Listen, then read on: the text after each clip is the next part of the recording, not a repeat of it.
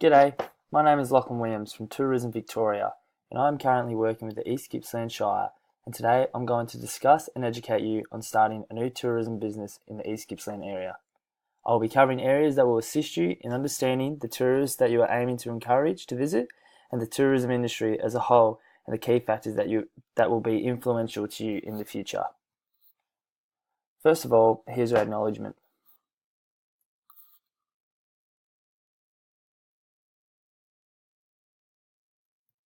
Now let's begin with the tourist experience. If you are firstly unsure on where to begin when starting up a tourism business, visiting Tourism Victoria at www.tourism.vic.gov.au will give you a brief overview of what you will need to know to ensure you are ready and prepared for the tourism industry lifestyle. Now onto the objectives: defining conceptually distinguished tourists, describing and illustrating the tourist experience, and to explain what makes a tourist experience satisfying and memorable. From the Gippsland Tourism Market Profile in 2014, we'll name this the GTMP, I see that LEAP's technical approach has been used when describing the type of tourists and their purpose for exploring the East Gippsland area. It's clear that the area mostly attracts tourists inspired by nature and for a holiday, and in fact 56%, especially in Gippsland, so roughly around 15 to 20% in East Gippsland. But I'll briefly explain and contribute how you can make a tourist experience satisfying and memorable. Ryan 2010 states a number of concepts which I believe can assist you in making your tourism business more memorable for visitors. Now they are all extremely reliable, but I strongly think going by 3 of the concepts will get you on your way to making your business higher on the tourism radar. The 3 concepts that come together well are the involvement theory, the destination image, and theories of mindlessness. The involvement theory describes the involvement of a tourist in their holiday or leisure activity. The area is full of activities ranging from bushwalking to fishing or even food and wine tasting. The East Gippsland homepage explores many of the high-profile tourist attractions, so by promoting those areas and the positive experiences tourists will have there will be a great start. The following 2 concepts, destination image and theories of mindlessness, connect together and if well executed will be a huge impact in your business. Lee and Martin 2004, along with Ryan and Gu 2008, reflect that destinations may be seen as packages of opportunity to fulfill perceived wants. So in relation, opportunities like connecting with nature through diving or swimming along 90 Mile Beach or bushwalking the Mitchell River National Park, or even allowing yourself to unwind and free up time to spend with close family and friends are all aspects of creating a space of mindlessness. The environment or destination you as a business perceive through your images and words can create golden moment times for either families or partners when being involved with their activity or leisure. What I mean by mindlessness is what factors will you contribute to making their visit satisfying? What can you control in making them want to come back? You can't control their emotions and views, but you can assist them in trying to make their visit memorable, from good customer service on the phone to guiding them through different areas and activities to ensure that you have done everything possible for them to have a great time. Moving now on to tourist motivations.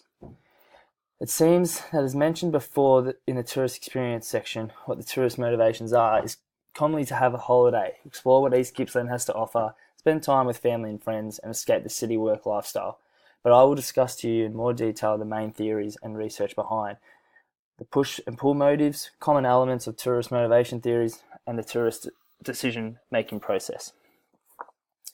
As a new business entrant, understanding what makes tourists tick is key to ensuring that they want to visit. Now, research between Crompton 1979, Dan 1977, and Hill 1965 all correlate when observing the push and pull motives, and, in relation to the East Gippsland tourists, what their motivations are. Quickly, we'll touch on the differences between the push and pull factors in a nutshell. Push is pretty much a desire to go on a holiday, while pull is a choice of a destination.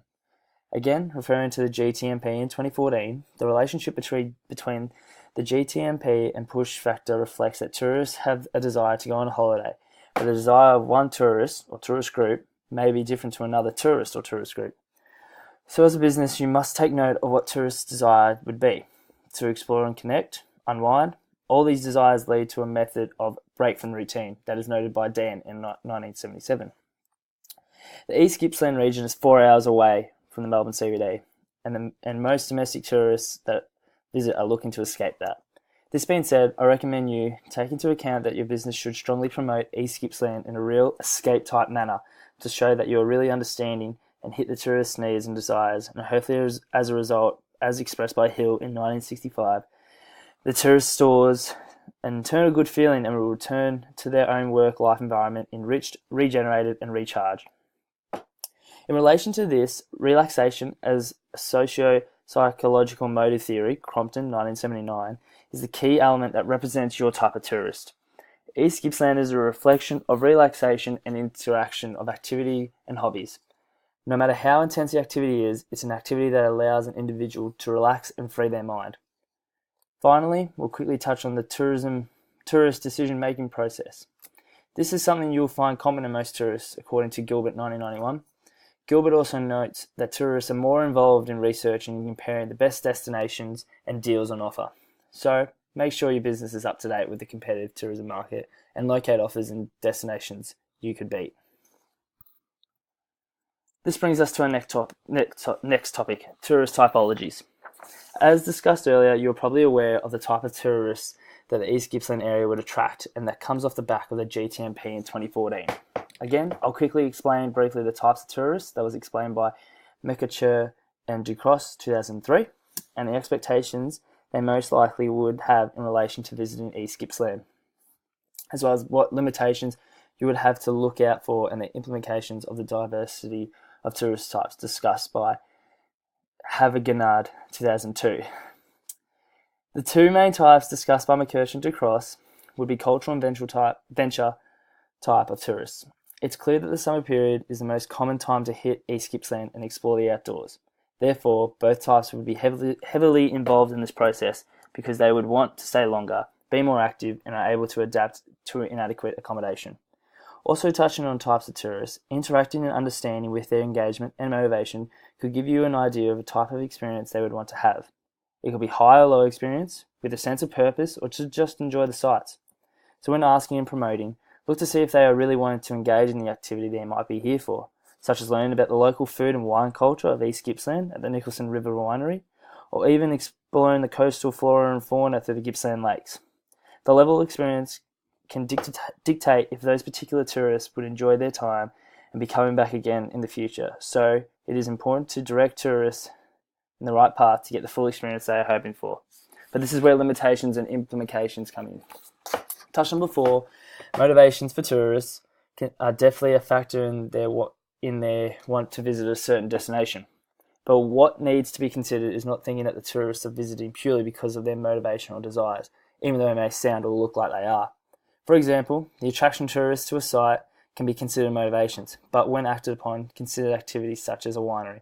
They might not have a desire to go there, but instead they consider it as an activity to do whilst they are on their holiday.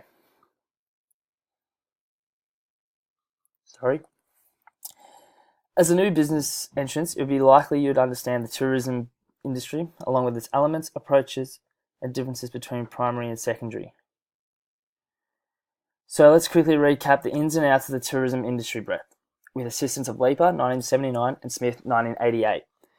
The human, geographical, and industrial elements will play a role in your tourism business.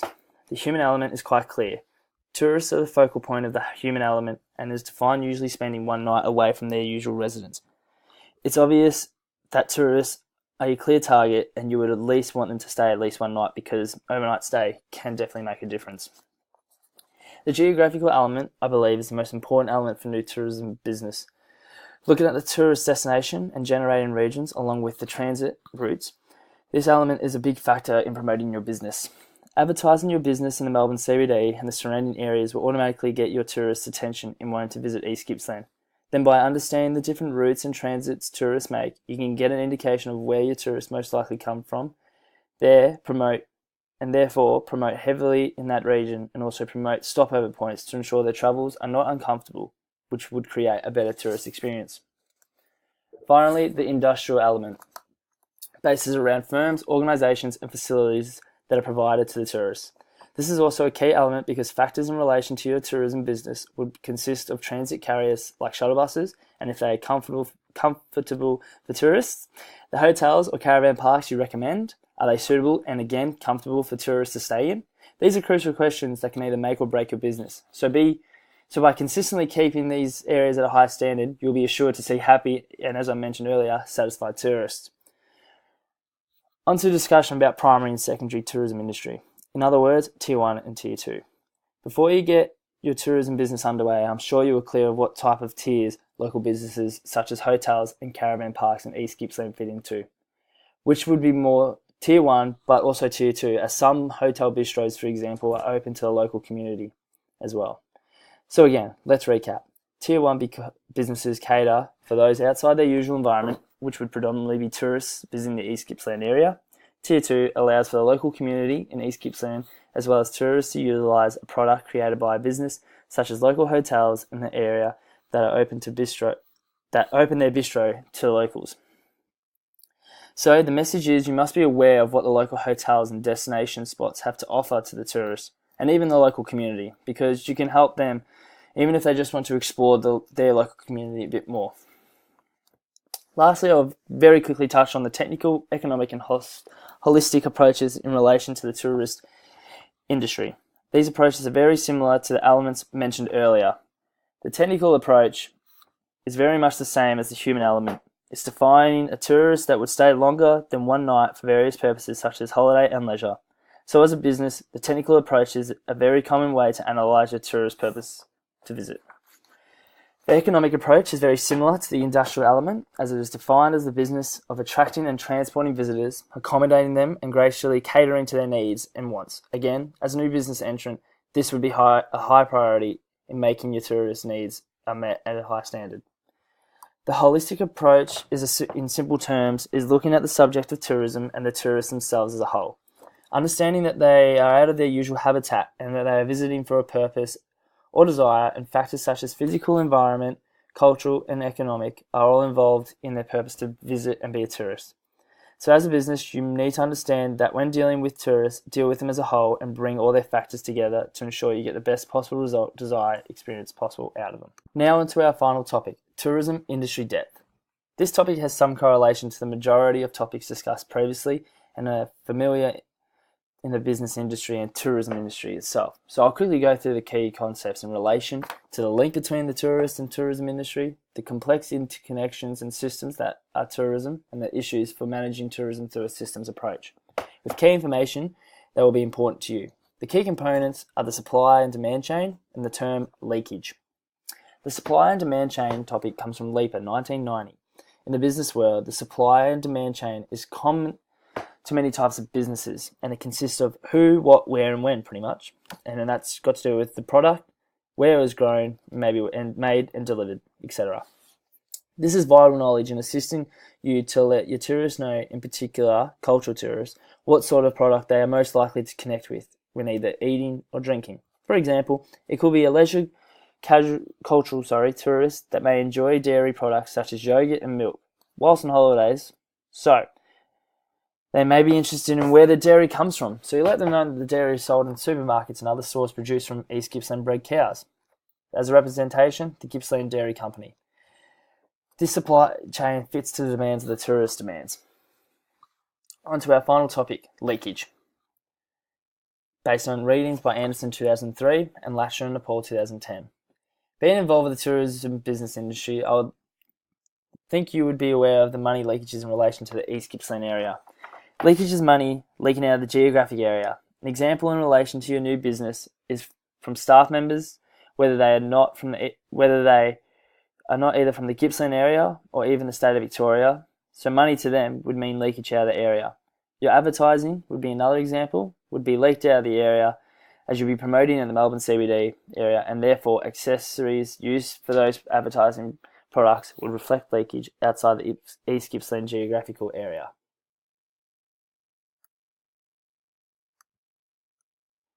So that wraps it up for now. On behalf of the East Gippsland Shire and the Tourism Victoria, thank you for listening, and hopefully this will guide you to helping your new tourism business get underway and be successful in the future.